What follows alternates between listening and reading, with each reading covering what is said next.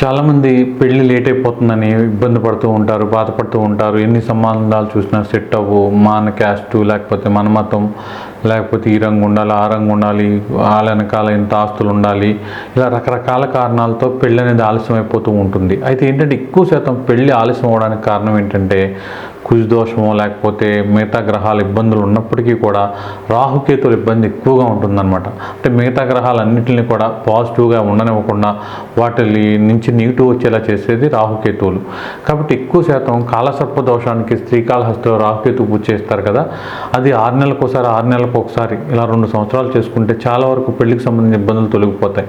మా తిరుపతి దగ్గరండి, ఒక 20 కిలోమీటర్లు 30 కిలోమీటర్లు లేకపోతే ఒక గంట జర్నీ అనుకున్న వాళ్ళు మాత్రం 3 నెలలకు ఒకసారి చేయించుకోవడం మంచిది. ఇంకా బాగా దగ్గర అనుకున్న వాళ్ళు శ్రీకాళహస్తి 5 కిలోమీటర్లు 4 కిలోమీటర్లో ఉన్నవాళ్ళు, లేకపోతే దగ్గరలో ఉన్నవాళ్ళు తిరుపతిలో ఉన్నవాళ్ళు, వీళ్ళు మాత్రం నెలకు ఒకసారైనా సరే ఇలా రాహుకేతు పూజ చేయించుకోవడం వలన ఒక 5-6 సార్లు పెళ్లికి సంబంధించిన ఇబ్బందులు తొలగిపోతాయి. పెళ్ళివే కాకుండా ఏదైనా భార్యాభర్తల మధ్య పెద్ద తగాదాలు, ఇంట్లో కుటుంబ సభ్యులకి మీకు మధ్య అసలు పడకపోవడం, ఇలాంటి ఇబ్బందులు ఉన్నా కూడా ఈ పూజను చేయించుకోవడం వలన చాలా మేలు జరుగుతుంది. అయితే ఈ పూజ చేయించినా కూడా ఇంకా పెళ్లి సెట్ అవుదన్న వాళ్ళు మాత్రం కొంతవరకు నాగదోషం ఉంటుంది, దానికి నాగప్రతిష్ఠ ఇలాంటి కార్యక్రమాలు చేపట్టడం వల్ల పెళ్లి తొందరగా అయ్యే అవకాశం ఉంటుంది.